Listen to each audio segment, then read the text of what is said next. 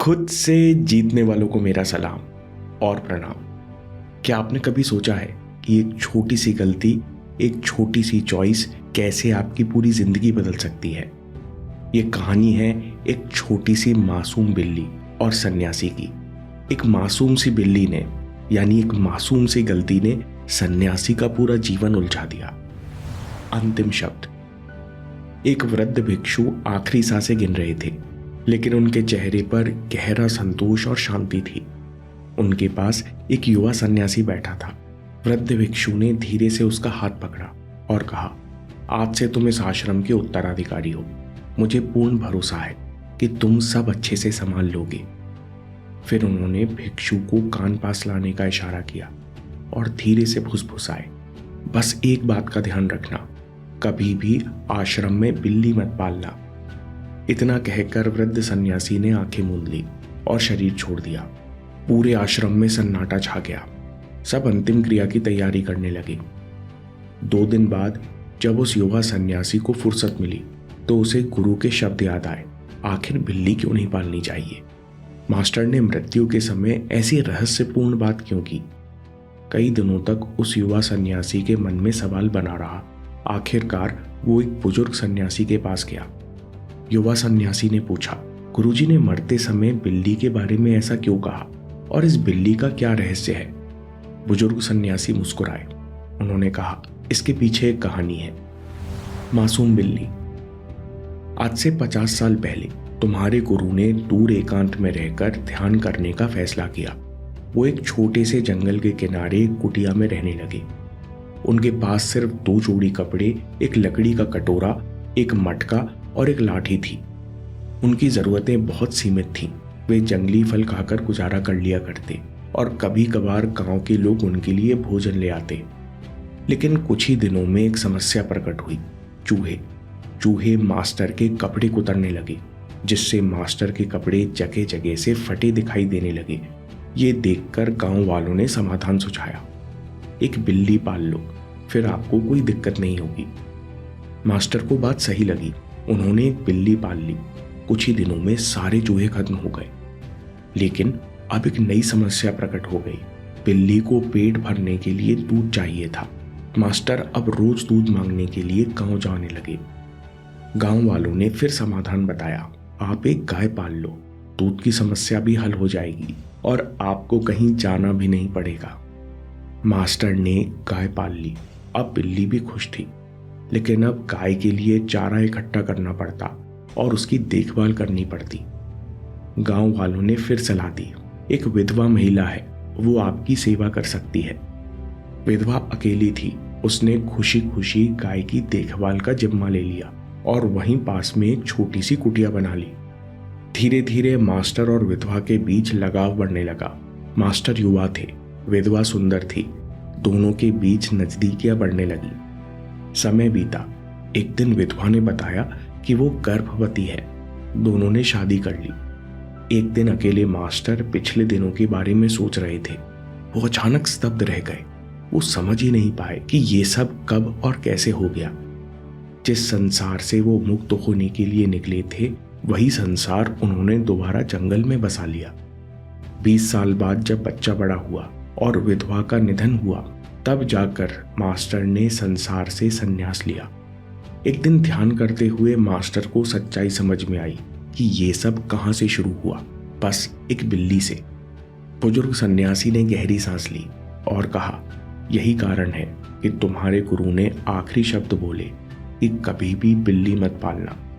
दोस्तों, कहानी में बिल्ली है हमारा मन, दूध है मन की छोटी छोटी इच्छाएं, गाय है छोटा अटैचमेंट यानी नई परेशानी, और विधवा इसी अटैचमेंट का बड़ा रूप, यानी आप पूरी तरह फंस गए। मन का असली काम क्या है? जैसे कहानी में बिल्ली का काम है चूहे पकड़ना और मास्टर की सेवा करना, उसी तरह हमारे मन का असली काम है कि मन हमारे चुने हुए लक्ष्य के बारे में शक्तिशाली और सुंदर विचार करे, हमेशा इसी दिशा में सोचे। यानी मन को हमारे लिए काम करना चाहिए, हमें खुश, उत्साहित और प्रोत्साहित करना चाहिए। लेकिन हमारे साथ ऐसा नहीं होता, क्योंकि हम भी मास्टर के जैसे गलती करते हैं। जैसे बिल्ली के लिए अगर चूहे खत्म हो गए तो बिल्ली क्या करेगी, वो अपने आप जंगल जाएगी, अपना शिकार खुद करेगी और आपके घर के आसपास मंडराएगी। अब सोचिए, आपने कहा बेचारी बिल्ली भूखी है, चलो इसे दूध पिला देते हैं। मतलब चलो मन की इस छोटी सी इच्छा को पूरा कर देते हैं। और यहीं हम फंस जाते हैं। एक बार बिल्ली को दूध पिलाया यानी मन को थोड़ी सी छूट दी तो उसे मजे की आदत लग जाएगी। और इसकी शुरुआत होती है हमारी मासूमियत से, छोटी छोटी इच्छाओं का जाल। हम सब बहुत मासूम हैं। हम सोचते हैं कि मन की छोटी सी इच्छा पूरी कर लेंगे तो क्या बिगड़ जाएगा। जैसे आप लाइब्रेरी में बैठे हैं, पढ़ाई कर रहे हैं और आपका दोस्त कहता है चलो यार थोड़ी देर मैच देख लेते हैं, रिलैक्स हो जाएंगे। अगर आपने हाँ कर दी तो यही मासूम इच्छा अगले दिन बिन बुलाए फिर प्रकट होगी। फिर धीरे धीरे आदत बन जाएगी।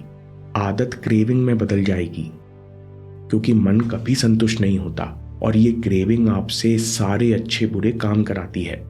बेकार में सोशल मीडिया पर ले जाती है, अनजाने में गलत वेबसाइट्स खुलवाती है और बुरी आदतें करवाती है। आज हम सबका यही हाल है। हम सब 90% वो काम करते हैं जो हमारा मन चाहता है, क्योंकि मन हमारा मालिक बन बैठा है। तो क्या मन बुरा है? नहीं, मन ना तो अच्छा है ना बुरा है। बात केवल नियंत्रण की है। आपका मन आपका सबसे बड़ा हथियार है। जब ये आपके नियंत्रण में होता है तो ये आपके लिए काम करता है। जब आप मन को काबू कर लेते हो तो पूरा जीवन संतुलन में आ जाता है। आप गहरी शांति और कंट्रोल महसूस करते हो। मन को अभ्यास में और नियंत्रण में लाने के 5 नियम। पहला नियम अपने जीवन में अपना लो। किसी भी चीज को खाली मजे के लिए मत करो। हमेशा खुद से पूछो, जो मैं करने जा रहा हूं क्या मैं इससे कुछ सीखूंगा? क्या ये मेरे लक्ष्य में काम आएगा? क्या ये मेरे मन को शांत करेगा, या बस मैं मजे का पीछा कर रहा हूं? मियामोटो मुसाशी अपने शिष्यों से कहते हैं, हमें मजे की जरूरत नहीं, जो भी कर रहे हो उसमें पूरी तरह डूब कर करो। ध्यान और समझ से करो।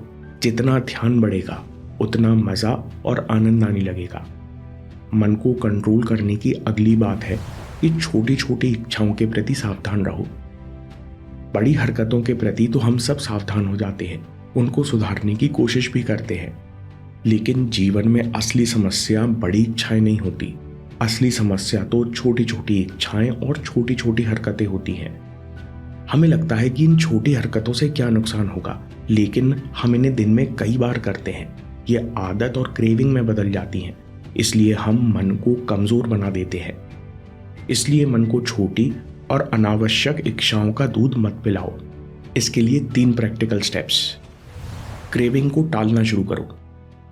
जब आपको क्रेविंग अनुभव हो तो उनसे फाइट मत करो, बल्कि डिले करो। जैसे आप दिन में 3 बार चाय पीते हो, तो अगली बार क्रेविंग उठे तो खुद से कहो कि बस थोड़ी देर में पीता हूं। ऐसे करके दिन में 2 बार चाय पीना शुरू कर दो। खुद से वादा करो कि मैं दिन की 5 क्रेविंग्स नहीं मानूंगा।